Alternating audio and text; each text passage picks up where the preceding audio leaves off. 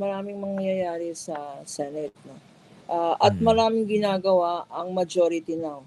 Without the imprimatur of the minority, nakita natin nga na nag-walk out. Hindi, I don't know if it was a strategic walkout, but wala nang minority. Nung wala nang minority, railroad nila lahat ng gusto nilang gawin.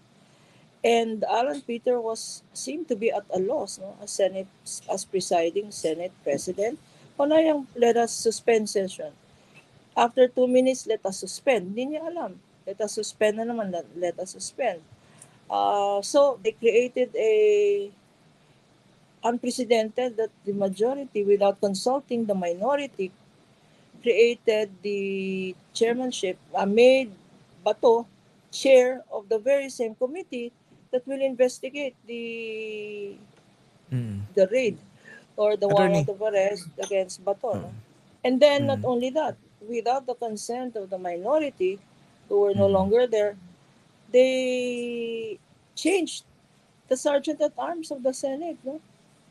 Madaming kalokohan ang nangyari Okay. na Kung itong mga rinelroad nila. okay. Itong Yeah. mga binabanggit nyo, does it actually tell you what might happen or how they would likely handle the impeachment trial? Yes. It's number one, it's a complete mess. Uh, there's absolutely no direction except for their greed for the positions, except for their concern. No? I'm sure this also has to do not only with the impeachment but with the impending release of the Blue Ribbon Committee report, where some of the majority senators, I would understand, are part of the investigation of the Senate Blue Ribbon, and there could be a recommendation to the appropriate government agencies to investigate them further. No? So Mm. sasabihin nila para sa bayan ito, it is for the institution. It is in as with due regard to the Constitution. Obvious na it is for their own personal interest. And that is Mm. why I'm saying maraming mangyayari because they are not guided by the Constitution. They are guided by their own personal self-interest. Hindi ba? And maraming Mm. magpapalit dyan kasi hindi naman ideological, hindi naman principled ang stand nila. It depends. For instance, we know that the Villar siblings, merong pending case yan sa DOJ together with Mm. the family on misinformation on their companies and deluding the public on what etc. No, Insider trading um, yata. insider trading yan, no? Mm. And that can be a criminal case. No? Ang defense nila doon is they had no actual knowledge. But you must have actual knowledge. Statements nyo yan. Ano? Now, why am I saying this? That could be a Damocles sword over them that can be removed. Sasabihin ng administration, o sige, vote with us na. Sasabihin ng minority, ilalakad namin yan. I'm just making scenarios na. Mm. Just to Mm. illustrate or dramatize that there are no permanent interests there. There Mm. are only personal interests there. So, if that is the situation and the case is dismissed against the Villar siblings, where will they go? They will now be added to the nine. The other thing is yung mga nag-abstain. Hindi naman hard abstention yun eh. In fact, ang sinabi ni Senator Miggs, he is not majority, he is not minority, but he is now independent. Pwede rin iswing yan. Si Oo. Senator Ejercito, pwede rin Mm. iswing yan. So it's just a matter of one or two votes swinging to the minority that will constitute them now as majority. That can happen anytime. When they Mm. smell, when the majority sees the public reaction and the clamor against them or to have them removed, they will side with they will not shift with where the wind is blowing, where public opinion is blowing, where and that's where their best interest lies. Some of them will be re-electionists. Some of them, and Mm. this will be remembered as an incident.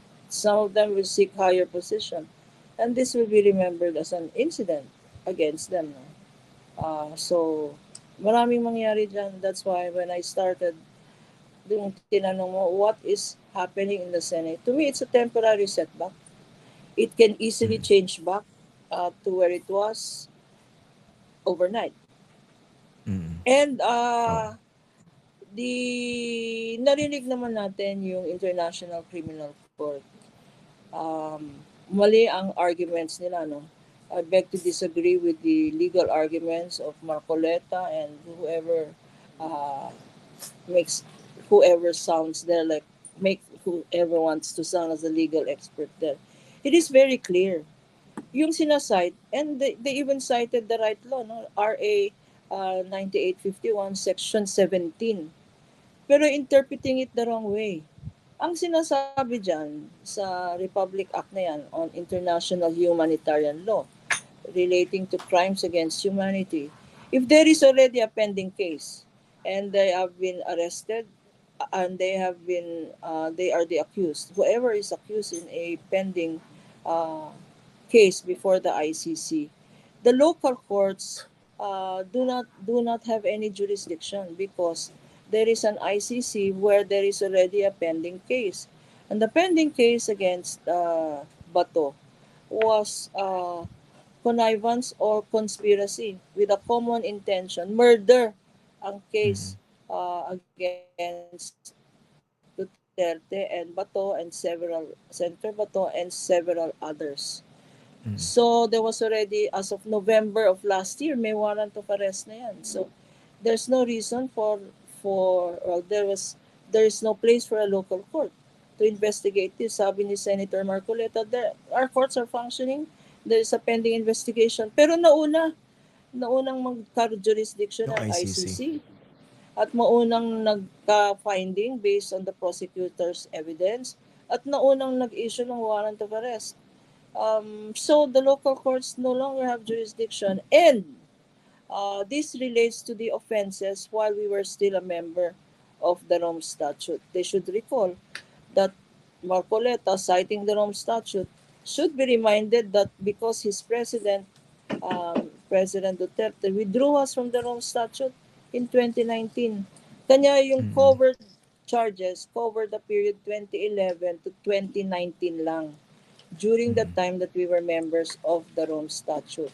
And once the ICC acquired jurisdiction, uh, it it it that means yung warrant of arrest na inisyu ng ICC valid yan, because our very constitution says that we have to abide by international conventions. Why is that important? Because under the Republic Act, pwede ang direct surrender, no? What the authorities have to do is just surrender. Is just surrender. Hindi na kailangan, mali rin yung position nila na you have to go to court Yeah. to implement. No, you don't need to go to court to implement a warrant of arrest to the ICC. It's very clear in Republic Act 9851, Section 17. It's also very clear that they can implement it. Sinasabi nila the Senate is, no one can enter the Senate. No? That's wrong. Um, Under our own local laws, rules on criminal procedure, authorities can enter any building. When you're talking about the Senate, you're not talking about the Senate as an institution. There is no raid on the Senate as an institution. There is the attempt. There is an attempt to enter the Senate building, Mm. because this is allowed under our rules on criminal procedure. The arresting officer can enter any building, and the Senate building is not an exception to implement a warrant of arrest. So, hindi pwedeng exempt ang Senate building. No? Miski na magtago dyan si Senator Bato. Now, yung issue of in session or not in session, no? um, the reason nagka-wrestling dyan, allegedly, is because si Senator Bato resisted arrest. Resisting arrest of a lawful authority is punishable under revised penal code, under our local laws. Dapat nga ang NBI mag-file na ng kaso dito sa RTC for resisting arrest.